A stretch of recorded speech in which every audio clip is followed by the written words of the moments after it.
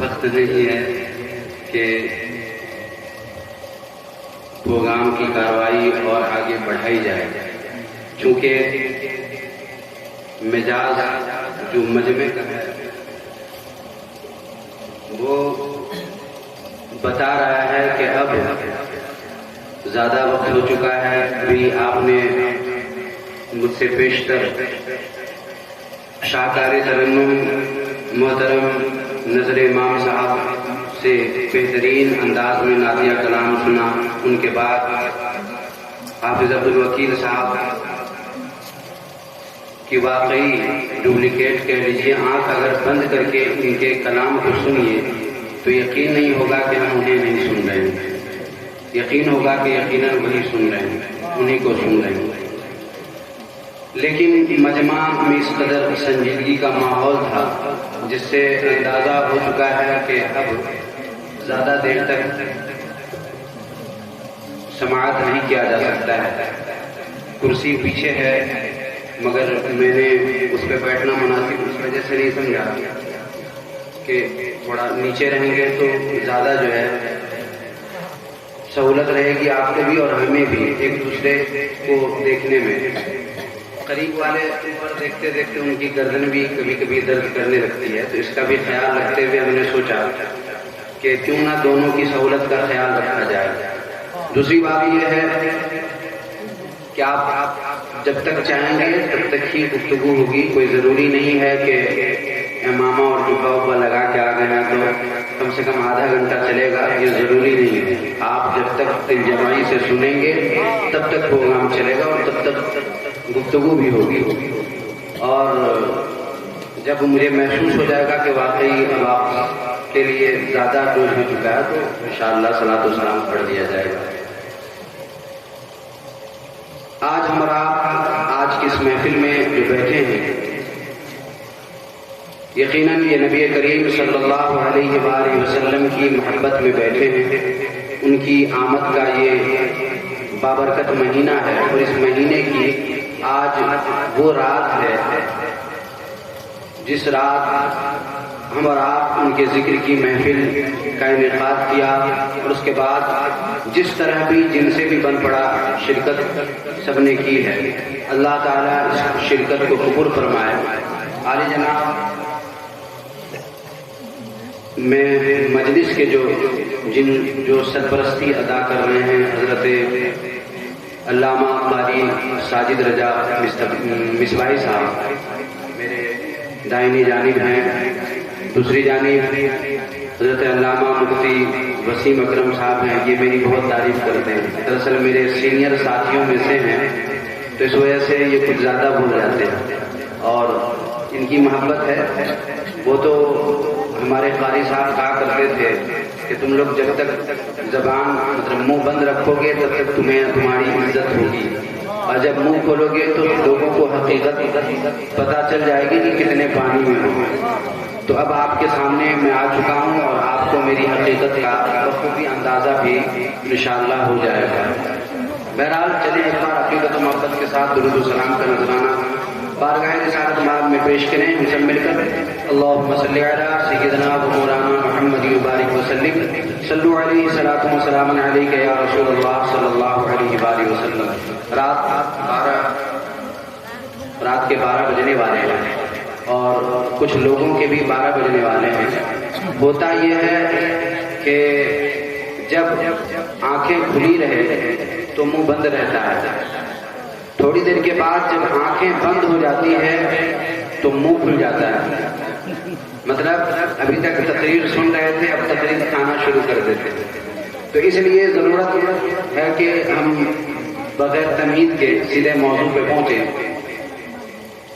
اور جیسا کہ میں نے بتایا کہ آپ حضرات نے مل کر آج کی اس محفل کا انعقاد نبی کریم صلی اللہ علیہ وآلہ وسلم کی محبت میں کیا ہے۔ رسول پاک صلی اللہ علیہ وآلہ وسلم کی بارگاہ میں ایک شخص حاضر ہوا اور عرض کیا کہ یا رسول اللہ صلی اللہ علیہ وآلہ وسلم، میں کامل مومن کب ہوں گا؟ غور سے سنیے گا، بات سمجھ میں آئے گی۔ ہمارا آپ کا بیٹھنا یہاں جمع ہونا انشاءاللہ کامیاب ہوگا۔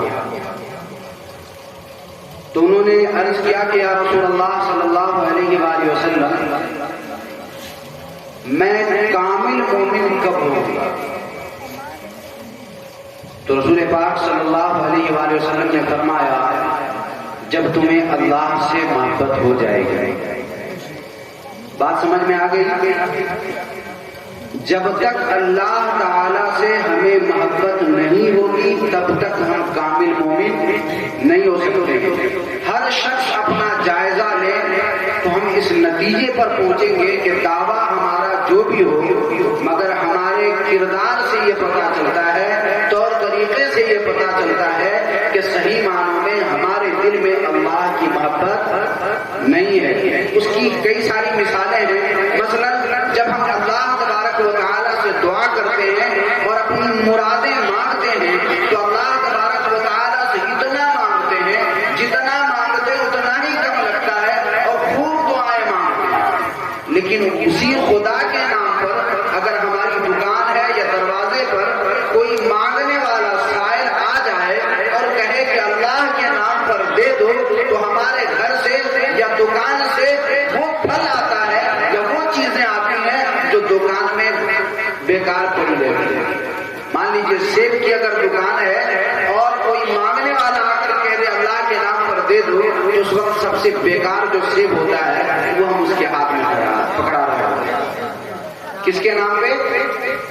اللہ کے نام پہ۔ جبکہ ہونا تو یہ چاہیے تھا کہ جس سے محبت ہوتی ہے اس کے نام پہ تو لوگ جان تک دے دینا اپنی زندگی کی معراج سمجھتے ہیں، لیکن ایسا نہیں ہوتا ہے۔ کیوں؟ کیونکہ حقیقت یہ ہے کہ ہمارے دل میں اللہ رب العزت کی محبت نہیں ہے۔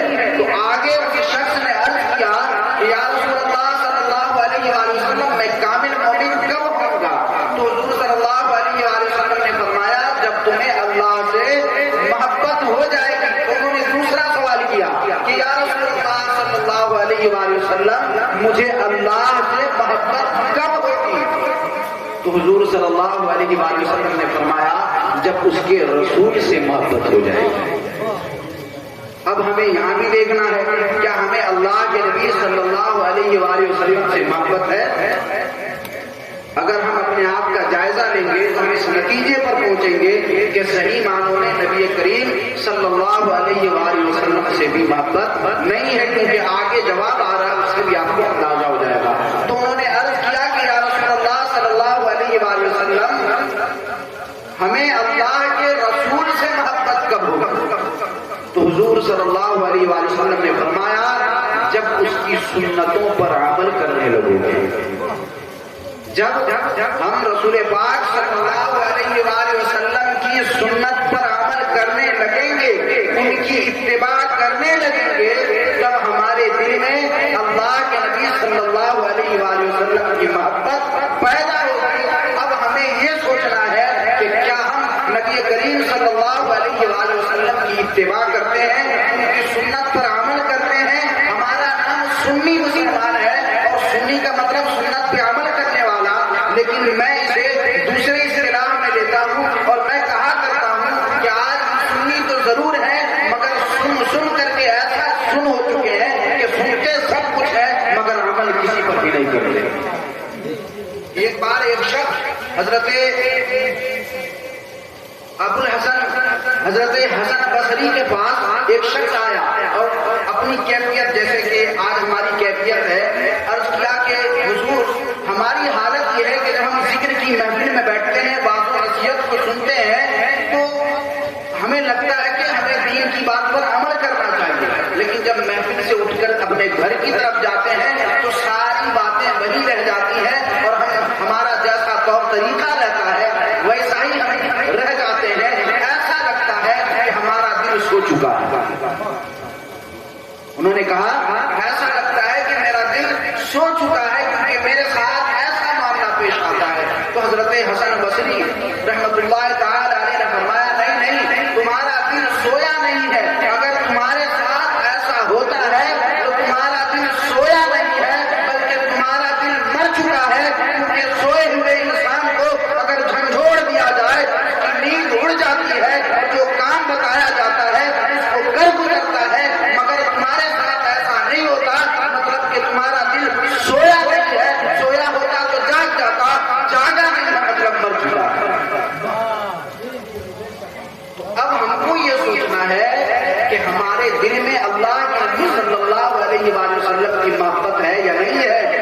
نبی پاک صلی اللہ علیہ وآلہ وسلم کی محبت ہوگی تو سب سے زیادہ ہم سنت پر عمل کرنے والے نظر آئیں گے۔ صحابہ کرام کی زندگی کو دیکھتے ہیں، وہ لوگ چھوٹی چھوٹی سنت، اٹھتے بیٹھتے چلتے پھرتے نبی پاک صلی اللہ علیہ وآلہ وسلم کے چہرہ مقدس کی زیارت کرتے تھے، باوجود اس کے انہیں اللہ کے نبی سے اتنی گہری محبت کہ ان کی ایک ایک چھوٹی چھوٹی سنت کو بھی چھوڑا نہیں کرتے تھے۔ ایک بار حضرت عثمان غنی رضی اللہ تعالی عنہ نے وضو فرمایا اور ایسے ہی بے وجہ مسکرا دیا، وضو کر کے یوں ہی مسکرا دیا، اور اس کے بعد لوگوں سے ارشاد فرمایا جانتے ہو میں اس طرح وضو کرنے کے بعد کیوں مسکرایا ہوں؟ تو لوگوں نے کہا نہیں، تو انہوں نے حضرت عثمان غنی رضی اللہ تعالی عنہ نے فرمایا کہ دراصل ایک دن میں نے نبی کریم صلی اللہ علیہ وآلہ وسلم کو اسی جگہ وضو کرتے ہوئے دیکھا، اور وضو سے فارغ ہو کر آپ اسی طرح مسکرا تھے، میں آج انہیں کی سنت پر عمل کرتے ہوئے اسی طرح مسکرا دیا۔ ایک معمولی چھوٹی سی سنت جس کو ہم سمجھتے ہیں، اس سنت کے بھی صحابہ اتنے دیوانے تھے کہ اس کو بھی ادا کر دیا۔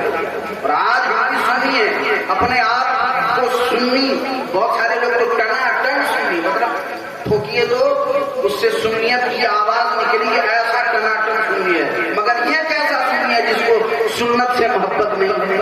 بھائی سنی تو وہ ہو کہ جن کو سنت سے محبت ہونی چاہیے، اور جسے سنت سے محبت ہوگی وہ کہیں بھی ہوگا سربلند و سرفراز نظر آئے گا۔ نعرہ تکبیر، نعرہ تکبیر، نعرہ رسالت، مسلک اعلی حضرت علماء اہل سنت، سرکار کی آمد، دلدار کی آمد، سردار کی آمد، مکی کی آمد، مدنی کی آمد، نعرہ تکبیر، نعرہ رسالت۔ اس لیے میں نے قرآن مقدس کی اس آیت کا انتخاب کیا جس میں اللہ تبارک و تعالی اپنے محبوب صلی اللہ علیہ وآلہ وسلم کو حکم فرماتا ہے، قل ان کنتم تحبون اللہ فاتبعونی یحببکم اللہ۔ اچھا بتائیے، اللہ تعالیٰ سے ہم سب کو محبت ہے کہ نہیں ہے؟ اگرچہ سچائی یہ ہے کہ نہیں ہے، مگر ہم اس بات کا دعویٰ کرتے ہیں کہ ہمیں اللہ تبارک و تعالیٰ سے محبت ہے نا؟ محبت اللہ سے محبت ہے، لیکن کمال کی بات یہ نہیں ہے کہ ہم اللہ سے محبت کرتے ہیں، بلکہ کمال کی بات یہ ہے کہ اللہ ہم سے محبت کرنے لگے، کیونکہ اللہ کے احسانات ہم پر اتنے زیادہ ہیں کہ ہمیں اللہ سے محبت نہیں تو بھلا کس سے محبت ہوتی؟ جب بھی کوئی انسانی فطرت یہ ہے، اگر کوئی اس پر احسان کرے تو اپنے محسن کو بھولتا نہیں ہے، بلکہ اپنے محسن کے احسان کو یاد رکھتا ہے اور اس سے محبت ہو جاتی ہے۔ مثلاً اگر آپ مصیبت کی گھڑی میں مصیبت میں گرفتار ہیں، آپ پریشانی میں مبتلا ہیں، اور ایسے میں سارے لوگوں نے آپ کا ساتھ چھوڑ دیا، کوئی شخص ایسا آیا جن کو آپ جانتے نہیں ہیں مگر انہوں نے آپ کا ساتھ دیا، آپ کی مشکل کی گھڑی میں وہ آپ کے ساتھ کھڑا رہا، ایسا شخص اگر آپ کے ساتھ ہو اور آپ سے دور بھی ہو جائے تو آپ کے دل میں ان کی محبت ہمیشہ بنی رہے گی۔ اور کیا وجہ ہے اس محبت کی؟ وجہ یہ ہے کہ ان کا احسان ہے آپ کے اوپر۔ جب سب نے ساتھ چھوڑ دیا اس وقت انہوں نے ساتھ دیا، اور اسی احسان کی وجہ سے اپنا دل اس کی طرف مائل ہے، اور جب تک ہمیں یہ احسان یاد رہے گا تب تک مجھ سے محبت کرتے رہیں گے۔ تو جب اللہ تبارک و تعالیٰ کا اتنا احسان ہے، معلوم ہے آپ کو اللہ تعالیٰ کا کتنا احسان ہے؟ خود اللہ تعالیٰ قرآن مقدس میں ارشاد فرماتا ہے وَإِن تَعُدُّوا نِعْمَةَ اللَّهِ لَا تُحْصُوهَا۔ اس کا مفہوم ہے کہ اللہ تعالیٰ کا احسان تمہارے اوپر اتنا ہے، اللہ تعالیٰ کی نعمتیں تم پر اتنی ہیں کہ اگر اللہ کی نعمتوں کو گنتی کرنا چاہو تو نہیں کر سکتے۔ دینے والی ذات یہ کہہ رہی ہے کہ ہم نے تمہیں اتنا دیا ہے کہ تم اگر گنتی کرنا چاہو تو نہیں کر سکتے۔ تو جس خدا نے ہمیں اتنا زیادہ دیا ہے اور اتنا احسان فرمایا ہے، ہم کو اس ذات سے محبت نہیں ہوگی تو بھلا کس سے ہوگی؟ لیکن یہ کوئی کمال کی بات نہیں ہے کہ ہم اللہ سے محبت کرنے لگے، بلکہ کمال کی بات یہ ہے کہ اللہ ہم سے محبت کرنے لگے، کیونکہ انسانی فطرت یہ ہے کہ ہم جس کو چاہتے ہیں ہماری چاہت یہ ہوتی ہے کہ وہ بھی ہم کو چاہے۔ ہم جس سے محبت کرتے ہیں ہماری چاہت اور کوشش یہ ہوتی ہے کہ وہ بھی ہم سے محبت کرنے لگے، اور تبھی محبت کامیاب ہے کہ جنہیں ہم چاہیں وہ بھی ہمیں چاہیں، جنہیں ہم محبت کریں وہ بھی ہم سے محبت کریں، یہ ضروری ہے۔ اس لیے قرآن مقدس میں اللہ تبارک و تعالیٰ نے انسان کی اسی فطرت کو سامنے رکھ کر اللہ رب العزت نے اپنے محبوب صلی اللہ علیہ وآلہ وسلم سے فرمایا، قُلْ إِن كُنتُمْ تُحِبُّونَ اللَّهَ فَاتَّبِعُونِي يُحْبِبْكُمُ اللَّهُ۔ اے محبوب صلی اللہ علیہ وآلہ وسلم آپ لوگوں سے فرما دیجئے کہ اگر تم اللہ سے محبت کرتے ہو، اگر تم اللہ سے محبت کرتے ہو، اور پھر ہمارے آپ کے دل میں اگر چاہت ہے کہ اللہ بھی ہم سے محبت کرنے لگے، اللہ رب العزت بھی ہم سے محبت فرمانے لگے، تو قرآن نے ہمیں یہ طریقہ بتایا کہ اللہ کیسے محبت فرمائے گا۔ فرمایا قرآن مقدس میں ہے فَاتَّبِعُونِی، میری اتباع کرو، یعنی نبی پاک صلی اللہ علیہ وآلہ وسلم کی اتباع کرو۔ محبت اگر اللہ سے کرتے ہیں تو ہم پر لازم ہے کہ ہم نبی پاک صلی اللہ علیہ وآلہ وسلم کی سنت پر عمل کریں، نبی کریم صلی اللہ علیہ وآلہ وسلم کی تعلیمات پر عمل کریں، آپ کے فرامین پر عمل کریں۔ اگر ہم چاہتے ہیں کہ اللہ تبارک و تعالیٰ سے ہمیں محبت ہے تو پھر اس کا اظہار کریں، اور اظہار کرنے کے لیے ہمیں نبی کریم صلی اللہ علیہ وآلہ وسلم کی سنت، ان کی تعلیمات پر عمل کرنا ہوگا۔ اگر ہم یہ کر لیتے ہیں تو اس کا انعام کیا ملے گا؟ یحببکم اللہ، اللہ بھی تم سے محبت فرمانے لگے گا۔ یہ میں نے بتایا کہ ہماری فطرت ہے، انسانی فطرت ہے کہ ہم جس کو چاہتے ہیں چاہت یہ ہوتی ہے وہ بھی ہمیں چاہے۔ اللہ سے ہم محبت کرتے ہیں اور واقعی کرتے ہیں تو پھر ہماری چاہت یہ ہونی چاہیے کہ اللہ بھی ہمیں چاہے، اور اس کے لیے کیا طریقہ بتایا؟ کوئی بڑا کام نہیں بتایا، لاکھوں کا خرچ نہیں کرنا ہے، بلکہ نبی کریم صلی اللہ علیہ وآلہ وسلم کی سنتوں پر عمل کرنا ہے، حضور صلی اللہ علیہ وآلہ وسلم کے پیغام پر چلنا ہے، حضور صلی اللہ علیہ وآلہ وسلم کی تعلیمات کے مطابق اپنی زندگی کو گزارنا ہے۔ اگر اتنا سا کام کر دیں گے تو اس کا انعام یہ ہوگا کہ اللہ تبارک و تعالیٰ بھی ہم سے محبت فرمانے لگے۔ اب انسان کی ایک اور فطرت ہے، جو بھی کام کرتا ہے تو یہ چاہتا ہے کہ اس میں ہمارا فائدہ کیا ہے۔ آج لوگ ہر کام میں فائدہ ڈھونڈتے ہیں، ہے نا؟ اگر آپ کے ساتھ بیٹھا ہے تو فائدہ کہیں نہ کہیں ہے۔ اس کے علاوہ مسجد میں آج حد یہ ہے کہ دین کا بھی کام اگر ہم کرتے ہیں تو اس کے پیچھے کوئی نہ کوئی فائدہ جو ہے چھپا ہوا ہوتا ہے، تب ہم کرتے ہیں۔ تو اس لیے اب اگر ہم چاہتے ہیں کہ اللہ ہم سے محبت کرنے لگے تو جب اللہ ہم سے محبت فرمانے لگے گا تو اس کا انعام کیا ملے گا؟ وَيَغْفِرْ لَكُمْ ذُنُوبَكُمْ، اللہ تبارک و تعالیٰ تمہارے خطاؤں کو بھی معاف فرما دے گا۔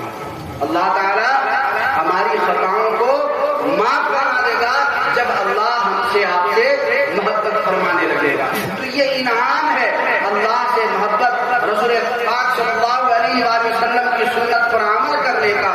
اگر ہم چاہتے ہیں کہ ایسا ہو اور اللہ بھی ہم سے محبت فرمائے تو اس نبی کریم صلی اللہ علیہ وآلہ وسلم کے ذریعے جو ہمیں پیغام اللہ تبارک و تعالیٰ نے دیا ہے، فَاتَّبِعُونِی، نبی کریم صلی اللہ علیہ وآلہ وسلم کی اتباع کرنی ہے، ان کی سنت پر عمل کرنے کی کوشش کرنی ہے۔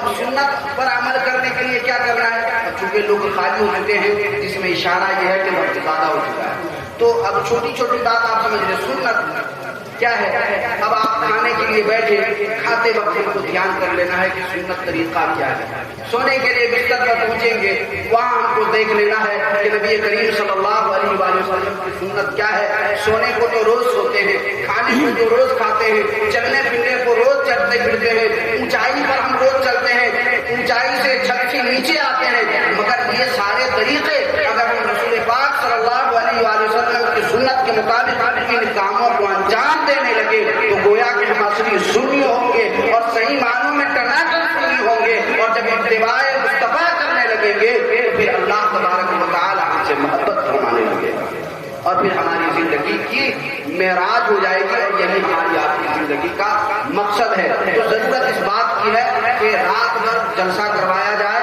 عمل کا جذبہ نہیں رکھیے گا، عمل کرنے کی کوشش نہیں کریے گا تو رات بھر کا پروگرام بیکار ہے۔ لیکن اگر عمل کرنے کا جذبہ رکھتے ہیں، آدھے گھنٹے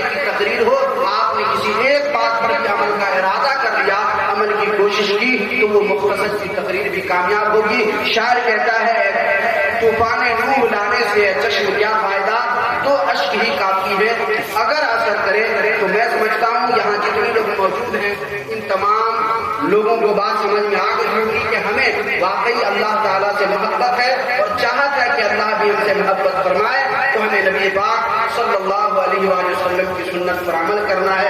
کھاتے وقت کم سے کم سنت کا خیال کر لیجئے، پانی پیتے وقت سنت کا خیال کر لیجئے، بستر پر سوتے وقت سنت کا خیال کر لیجئے. اگر یہ چھوٹے چھوٹے کاموں میں سنت کا خیال کرنے لگیں گے تو ایک سنت کی برکت سے آپ کو دوسری سنت پر عمل کرنے کی توفیق مل جائے گی. کسی بزرگ سے کسی نے کہا کہ اچھا نماز پڑھتے ہیں، ہماری نماز قبول ہو رہی ہے یا نہیں، ہمیں یہ کیسے پتا چلے؟ ہے نا پوائنٹ والی بات. ہم بھی نماز پڑھ رہے ہیں تو ہمیں کیسے پتا چلے گا کہ ہم نے جو نماز پڑھی ہے وہ قبول ہو گئی ہے؟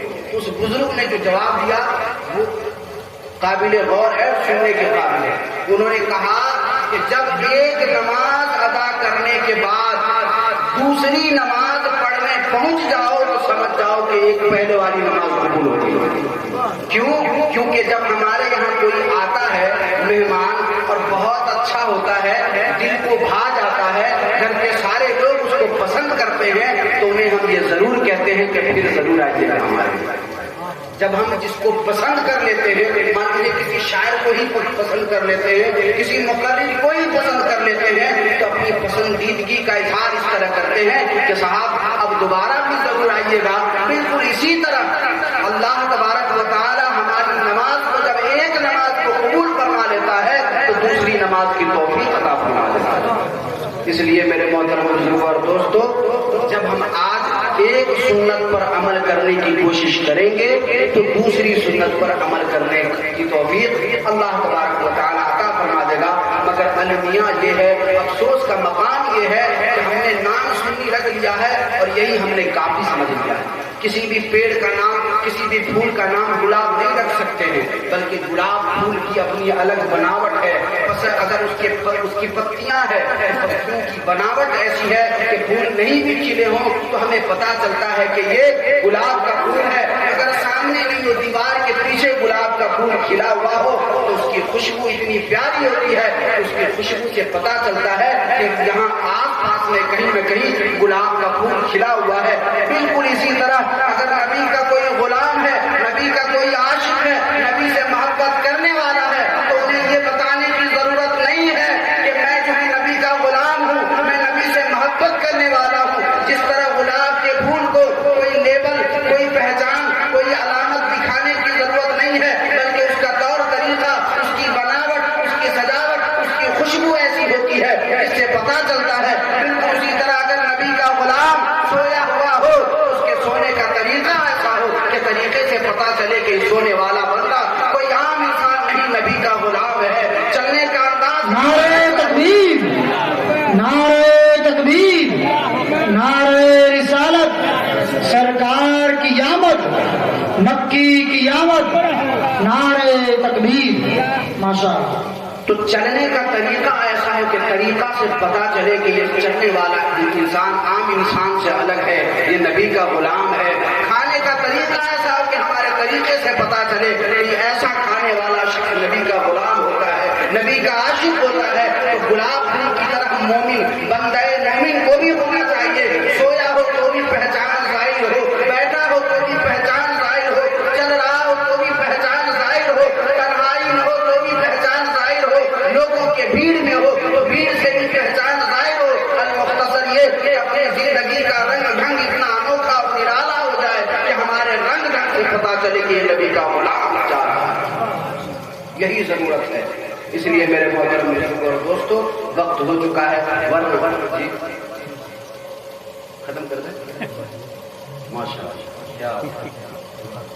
دراصل ہوتا کیا ہے، جب بازو نصیحت ہو اور سننے والے دلچسپی لے رہے ہوں تو سنانے والے کو بھی اچھا لگتا ہے اور وہ چاہتا ہے کہ اس طرح کی باتیں ان کے درمیان دے دیا جائے. مگر ہوتا کیا ہے، عام طور سے رات جب زیادہ ہو جاتی ہے، کیونکہ عادت ہے اتنا وقت جب آ جاتا ہے تو آنکھ جو ہے اپنا کام کرنا شروع کر دیتی ہے. ایسی صورت میں اس وقت جو ہے غنودگی نیند آنے لگتی ہے. اب ایسے میں کبھی کبھی حادثہ ہو جاتا ہے. ایک جگہ ایسے ہی کیا ہوا کہ دیہات کا علاقہ تھا, وہاں نبی کریم صلی اللہ علیہ وآلہ وسلم کی میلاد کی محفل رکھ دی گئی, اور دیہاتوں میں عام طور سے ایسی محفلیں بہت کم ہوتی ہیں. تو وہاں کے لوگ کسان, ہم لوگ بھی کسان الحمدللہ, تو کسان تھے, تو بہت دنوں کے بعد ایسی محفل سجی تھی. تو ان لوگوں نے سوچا کہ چلو ایک تاریخ مقرر کر دی گئی, اور اس تاریخ کو میلاد شریف کے محفل سجا دی گئی. باہر سے علماء کرام تشریف لے آئے. اب جو لوگ کسان تھے وہ اپنے کھیت وغیرہ کی جو رکھوالی کرتے ہیں, جو جانور وغیرہ آ کر کے کھا پی لیتا ہے, تو اس سے حفاظت کے لیے پانی ایک لوٹا اور ایک ڈنڈا اپنے ساتھ میں رکھا کرتے تھے, عام طور سے جس طرح رکھتے ہیں. تو جب میلاد شریف کا وقت آیا تو وہ اسی طرح کھیت سے جو ہے چلے آئے اور محفل میں آ کر کے بیٹھ گئے, اور اس کے بعد آرام سے میلاد شریف سننے لگے. اب ہوتا کیا کہ بات جب اچھی لگنے لگتی ہے, ماحول جب سازگار ہوتا ہے, تو نیند کو بھی مزہ آ جاتا ہے, جسم کو بھی مزہ آ جاتا ہے, اور نیند آنے لگتی ہے. تو بیچارے کسان لوگ بھی آئے تھے, ڈنڈا بھی لے کر کے آ گئے, اور ساتھ میں جو لوٹا بھی لے کر کے آ گئے, سامنے رکھے اور آرام سے سننے لگے. آگے ہی بیٹھ کر کے زیادہ سنے گا, اچھی لگتی ہے, سننے لگے. تھوڑی دیر کے بعد جب تقریر اور محفل کا ماحول بدلا, رنگ بدلا, تو ان کو نیند آنے لگی. اب جب نیند آنے لگی تو نیند بھی اللہ تعالیٰ کی بہت بڑی نعمت ہے. یاد رکھیے گا, دولت والے پیسے لگا لگا کر کے گولیاں کھاتے ہیں, تب بھی انہیں نیند نہیں آتی, مگر غریبوں کو دیکھا ہے کہ اگر تھوڑی دیر سکون سے بیٹھ جائے تو نیند آتی. تو نیند بھی اللہ تعالیٰ کی بہت بڑی نعمت ہے. بڑے بڑے لوگوں کو اللہ تبارک و تعالیٰ نے نیند سے محروم کر رکھا ہے. دوا پہ دوا, بہت سارے لوگ ہم لوگوں کے پاس بھی پوچھنے بتاتے دوا کھا رہے ہیں مگر نیند نہیں آتی. تو یہ اللہ کا بہت بڑا کرم ہے. بہرحال وہ لوگ آ کے بیٹھ گئے. تھوڑی دیر کے بعد جو ہے ماحول جب اچھا ہوا, ان کو نیند آ گئی, اور جب نیند آ گئی تو محنتی لوگ جب سوتے ہیں نا تو گہری نیند سوتے ہیں, اور جب گہری نیند سوتے ہیں نا تو ان کو خواب آتا ہے. ان کو بھی خواب آ گیا, سپنا میں دیکھے ہم کھیت کی رکھوالی کر رہے ہیں, اور اس کے بعد آ گیا ہے وہ جانور کھیت میں گھس گیا. پھر کیا تھا, ڈنڈا اٹھایا خوابی میں سپنے میں, اور ڈنڈا اٹھا کر کے 2 قدم آگے بڑھ کے جب چلانا شروع کیا تو سامنے کون تھے بھائی, مقرری صاحب تھے, ان کا علاج ہوا. تو اس وجہ سے اس کا خیال ہم رکھتے ہیں کہ سامنے والے انگنا نہیں چاہیے, نہیں تو ہمارا علاج ہو جائے گا. بہرحال تو آپ سننے کے لیے تیار ہیں یا پھر ختم کر دیں؟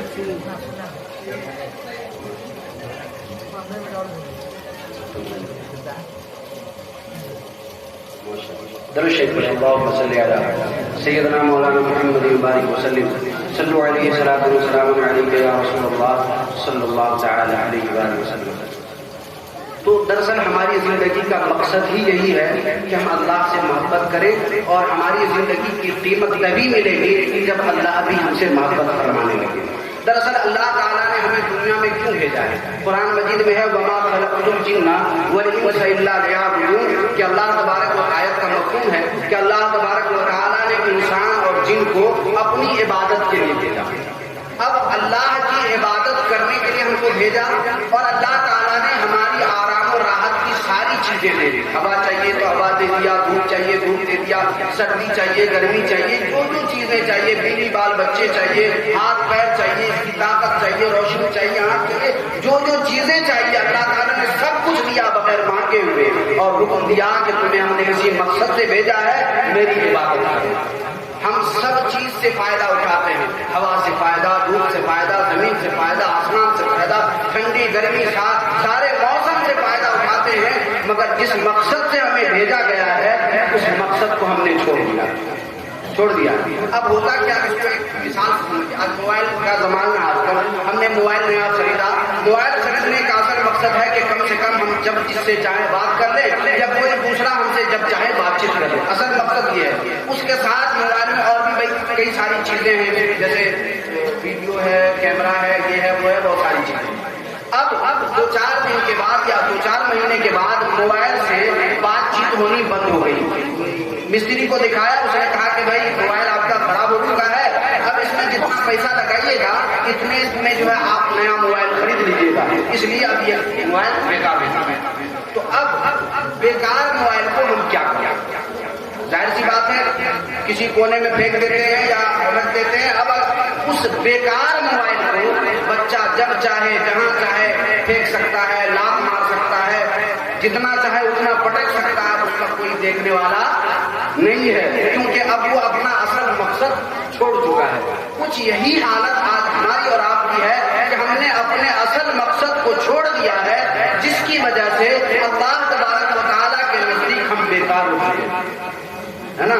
جب ہم اصل مقصد موبائل اپنا اصل مقصد چھوڑ دیا تو ہم نے اسے چھوڑ دیا، اب بچہ اس کو لات مار رہا ہے، ادھر پھینک رہا، ادھر پھینک رہا، ادھر پٹک رہا، ادھر پھٹک رہا ہے، ہم کو کوئی فرق نہیں پڑتا ہے۔ لیکن وہی اگر نیا موبائل ہوتا اور جب نیا تھا تو اگر کوئی چھوٹا تو دل گھبراتا کہ کہیں دھوکے سے گر نہ جائے، کہیں ٹوٹ نہ جائے، تو آپ اسے تنبیہ کرتے کہ نہیں تھوڑا سنبھال کے رکھنا، ٹھیک ہے، دیکھنا اچھے سے لے۔ لیکن جب وہ اپنا مقصد چھوڑ دیا تو کوئی بھی لات مار سکتا ہے، کوئی بھی پٹک سکتا ہے، کوئی بھی پھینک سکتا ہے۔ اب ہم نے آپ نے اللہ کی عبادت چھوڑ کر کے اصل مقصد کو چھوڑ دیا ہے، نتیجہ یہ ہوا کہ اللہ کے نزدیک ہم بیکار ہو گئے، اور جب بیکار ہو گئے تو اب جب اللہ ہی کے نزدیک بیکار ہو گئے تو اب کوئی ادھر سے کفار مشرکین لات مار رہا ہے، کبھی ادھر سے قتل کر رہا ہے، کبھی ادھر سے ستا رہا ہے، کوئی ادھر سے مار رہا ہے۔ اللہ تعالیٰ ہمارا معبود ہے، ہمارا پروردگار ہے، ہماری پرورش فرمانے والا ہے، باوجود اس کے ہمیں کوئی لات مار رہا ہے،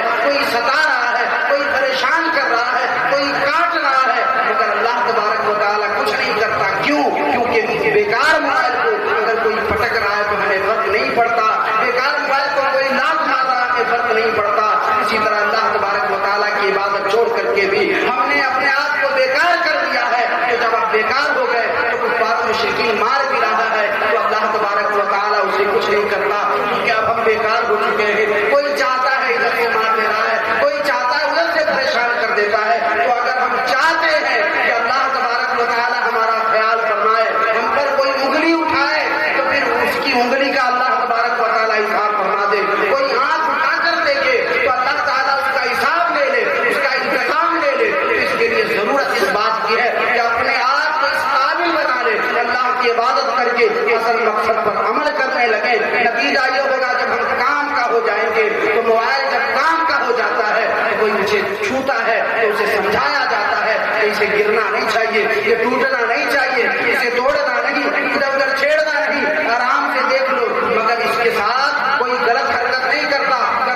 اسی طرح اگر ہم کام کے ہو جائیں گے تو اللہ تبارک و تعالیٰ کے جب خاص عبادت کر کے جب اللہ کے محبوب بندے ہو جائیں گے تو نتیجہ یہ ہوگا اگر کفار مشرکین ہماری طرف نظر اٹھا کر دیکھے گا تو اللہ اس کا حساب فرما دے گا۔ کوئی ظالم ہم پر نظر اٹھائے گا تو اللہ تبارک و تعالیٰ اس کا حساب لے لے گا، مگر ایسا نہیں ہوتا کیونکہ ہم نے اللہ کی عبادت چھوڑ کر کے اپنے آپ کو بیکار کر دیا۔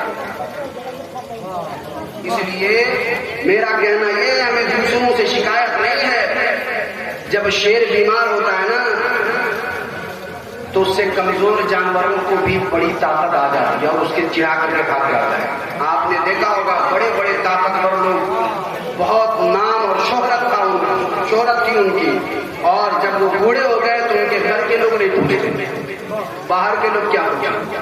تو اس لیے ہمیں سوچنا یہ ہے، میں کبھی دوسرے کی شکایت کرنے سے بہتر یہ ہے ہمیں اور آپ کو یہ دیکھنا چاہیے کہ یہ سزا، یہ وبال ہم پر کیوں آ رہا ہے، اللہ تبارک و تعالی ہم سے ناراض کیوں ہے، اس ناراضگی کی وجہ کو آج بھی دور کر دیجیے۔ تو آپ کو یاد ہوگا صحابہ کرام کے زمانے میں حضرت عمر فاروق رضی اللہ تعالی عنہ کا زمانہ تھا، اس وقت ایک جنگ میں گئے تھے اور جنگ میں تعداد اچھی خاصی ہونے کے باوجود شکست کھاتے جا رہے تھے، ہارتے جا رہے تھے، مسلمانوں کی فوج شکست کھاتی جا رہی تھی، ہارتی جا رہی تھی۔ تو حضرت عمر فاروق کو خط بھیجا گیا کہ کیا وجہ ہے کہ سارے انتظامات ٹھیک ہیں باوجود اس کے ہم ہار رہے ہیں، کیا وجہ ہے؟ حضرت عمر فاروق رضی اللہ تعالی عنہ نے خط کے ذریعے بتایا کہ تم لوگ اپنا محاسبہ کرو، اپنا جائزہ لو، لگتا ہے کہیں نہ کہیں نبی پاک صلی اللہ علیہ وآلہ وسلم کی کوئی سنت چھوٹ رہی ہے۔ بتائیے بھائی کوئی جنگ ہار رہا ہے تو ان کو ہم کیا کہیں گے؟ بھائی ہار رہے، اس کا مطلب تمہاری طاقت کم ہے، تمہارے پاس اسلحے کم ہے، تمہارے پاس ساز و سامان کم ہوں گے، تمہارا طریقہ صحیح نہیں ہوگا۔ مگر اللہ والوں کی نظر وہاں پہنچتی ہے جہاں دنیا والوں کا دماغ بھی نہیں پہنچ سکتا ہے۔ حضرت عمر فاروق نے فرمایا کہ اپنا جائزہ لو، ہار رہے ہو اچھی خاصی تعداد ہونے کے باوجود، تو اس کا مطلب یہ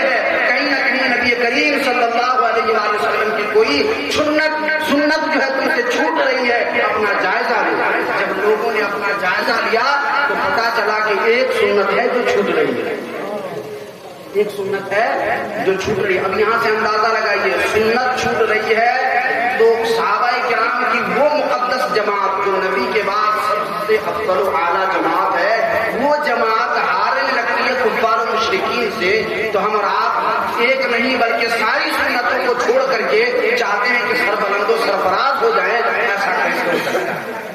نہیں ہو سکتا. اس وجہ سے اب خیر تو حضرت عمر فاروق رضی اللہ تعالی عنہ کے فرمان کے مطابق لوگوں نے جائزہ لیا تو پتا چلا ایک سنت چھوٹ رہی ہے. جانتے ہیں کون سی سنت؟ مسواک کرنا، دتون کرنا.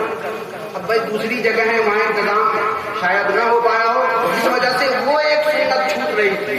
تو اب لوگوں کو پتا چلا اچھا یہی ایک سنت چھوڑنے کی وجہ سے یہ وبال ہم پہ آ رہا تھا کہ ہمارا دشمن ہم پہ غلبہ پا رہا تھا اور ہم شکست کھا رہے تھے. چلو اس سنت پر آج بالخصوص اسی سنت پر عمل کرتے ہیں. اور آیا ہے کتابوں میں کہ وہ جو ہے جتنے لوگ تھے صحابہ کرام وہ لوگ جو ہے مسواک کا انتظام کیے اور سب لوگ تلوار اور سارے بھالے نیزے ساری چیزیں چھوڑ کر کے سب لوگ مسواک کرتے ہوئے میدان جنگ میں پہنچ گئے، مسواک کرتے ہوئے.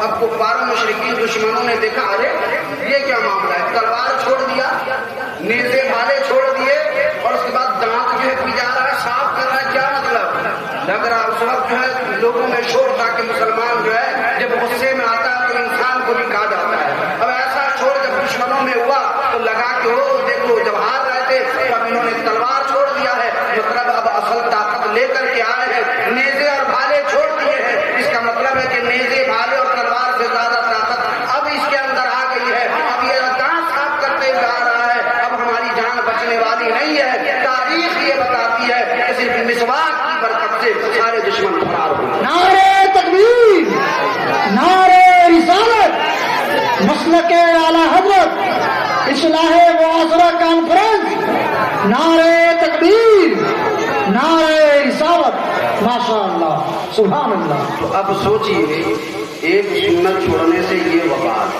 اور ایک سنت پر عمل کرنے کی یہ برکت، اور ہم ایک ایک سنت کو چھوڑے بیٹھے ہیں، بھلا کیسے ہم کامیاب ہو سکتے ہیں؟ یہی تو وجہ ہے کہ ہم گھر میں بیٹھے ہیں، بڑی عزت تھی ایک وقت، اور اب گھر کے بچے ہماری عزت نہیں کرتے، ہماری بات نہیں مانتے. کیوں؟ کیونکہ ہم نے اللہ کی بات ماننا چھوڑ دیا، رسول کی بات ماننا چھوڑ دیا. ہم نے اللہ اس کے رسول کی نافرمانی کرنی شروع کر دی تو ہماری اولاد بھی ہماری نافرمانی شروع کر دی. اگر آج بھی ہم اللہ اور اس کے رسول کے فرما بردار ہو جائیں گے تو ہمارے بچے بھی ہمارے فرما بردار. تو اگر چاہتے ہیں کہ ہمارے بچے ہماری ایک ایک بات کو مانیں تو ہم بھی اللہ اور اس کے رسول کی باتوں پر عمل کرنا شروع کر دیں. کسی سے کوئی شکایت نہیں ہوگی. شکایت ہے تو اپنے کردار سے شکایت ہے، شکایت ہے تو اپنے آپ سے شکایت ہے. ہم نے اللہ سے اپنی دوری بنا لی، ہم نے رسول اللہ سے اپنے آپ کو دور کر لیا، ہم نے سنتوں کو بھلانا شروع کر دیا، ہم نے بس اپنا نام سنی رکھ لیا. بس یہی کافی ہے. گدھے کا نام اگر شیر رکھ لے تو یہ اس کے لیے کافی نہیں ہوگا. ہم صرف سنی اپنے آپ کو نام رکھ لے تو یہ کافی نہیں ہوگا. حقیقی سنی ہم ہی ہیں، لیکن صرف نام نہیں بلکہ ہمارے کردار سے بھی سنی ہونے کی پہچان ظاہر ہونی چاہیے. یہی ضرورت ہے آج کے زمانے میں. اگر آج بھی ہم اللہ اس کے رسول کے فرامین پر عمل کر کے اللہ اس کے رسول سے محبت کا اظہار کرنے لگے، اللہ اس کے رسول کی بھی محبت کی برسات ہم پر ہونے لگے، قسم خدا کی ساری دنیا ایک طرف اور بندہ مومن ایک تنے تنہا ایک طرف ہوگا. پھر بھی اللہ کا کرم جب اس پر ہوگا تو ساری دنیا اس کا اقبال باقا نہیں کرے، ہے نا. نبی کے غلاموں کے بارے میں ان سے ایک صحابی تھے، وہ ایک بار کہیں سفر کر رہے تھے، راستہ بھول گئے، جنگل میں چلے گئے اور جنگل میں گئے تو شیر آ گیا. شیر آ جائے گا تو اچھے شیر ڈھیر ہو جائیں گے کہ نہیں.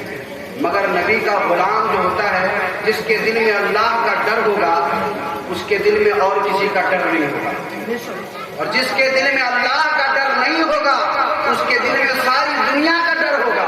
آج ہمارے دل سے اللہ کا خوف رخصت ہو گیا، ہمارے دل سے اللہ کا ڈر ختم ہو گیا.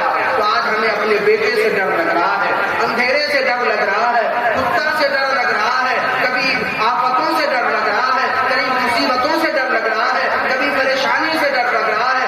ڈر ایک ہو تو اس کا نام بتایا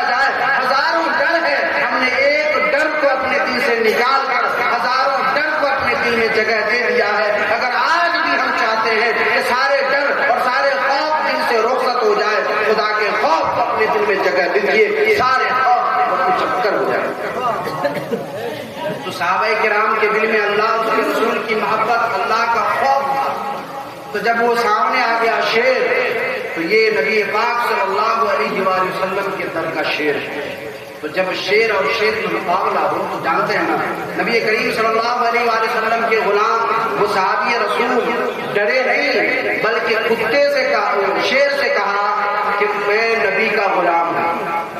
آج ہم اپنے بکری سے بھی کہہ دیں کہ میں نبی کا غلام ہوں, تو بھی نہیں سنے, بلکہ ہمارے گھر کے لوگ بھی نہیں سنے. حالت تو یہ ہے کہ ہم دوسری جگہ تو بہت عزت دار بنتے ہیں, مگر اپنے گھر میں عزت نہیں ہوتی. ایک پیر صاحب تھے, بزرگ تھے, کتاب میں آیا ہے بزرگ تھے, بہت باکمال بزرگ تھے, مگر گھر میں عزت ہی نہیں تھی. مطلب بیوی کو تو جانتے ہیں, شادی شدہ لوگ کو اچھی طرح جانتے ہیں. بہرحال تو ان کی نظر میں ان کی کوئی عزت نہیں, ساری دنیا ان کے قدموں کو چومی, اور بیوی ان کو کچھ سمجھے ہی نہیں. تو ایک دن کیا ہوا کہ بیوی جب گھر سے باہر, ان کی اہلیہ جب گھر سے باہر نکلی تو دیکھا کہ ایک بزرگ ہے وہ ہوا میں جو ہے سیر کر رہے ہیں ہوا میں.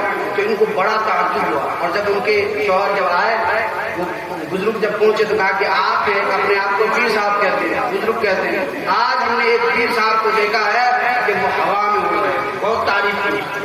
تو انہوں نے کہا کہ جانتی ہو وہ کون تھا؟ وہ میں ہی تو تھا.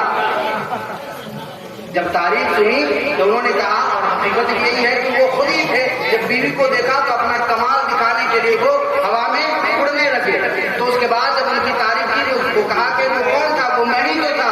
تو اب دیکھیے بیوی کیسے پلٹا لیتی ہے, وہ کہتے اچھا آپ ہی تھے, تبھی ٹیڑھا ٹیڑھا ہو رہا ہے. بیوی کی نظر میں معظم نہیں ہو سکتے ہیں, ہے نا. اس لیے اگر ہم چاہتے ہیں کہ ہماری عزت ہو تو ہمارے دل میں اللہ کا خوف ہونا چاہیے. تو اس شیر سے جب کہا کہ میں نبی کا غلام ہوں, تو کتابوں میں آیا ہے وہ شیر اپنی پہرے داری کے ساتھ خود اپنے ساتھ لے کر کے ان کو راستہ دکھایا کہ کیسے ان کو اس جنگل کو پار کرنا یا راستہ کیسے پار کرنا, آخر تک چھوڑ آیا وہ شیر. تو اگر ہم بھی ایسا چاہتے ہیں کہ کم سے کم جانور نہیں تو انسان ہماری بات مانے, تو اس کا کتنا آسان سا طریقہ ہے, اللہ کا خوف ہمارے دل میں ہونا چاہیے. جو نہیں ہے صحیح معنوں میں, اگر اللہ کا خوف آج بھی ہمارے دل میں آ جائے تو ہم راستے پر نظر آئیں گے, شریعت پر عمل کرنا ہمارے لیے آسان ہو جائے گا.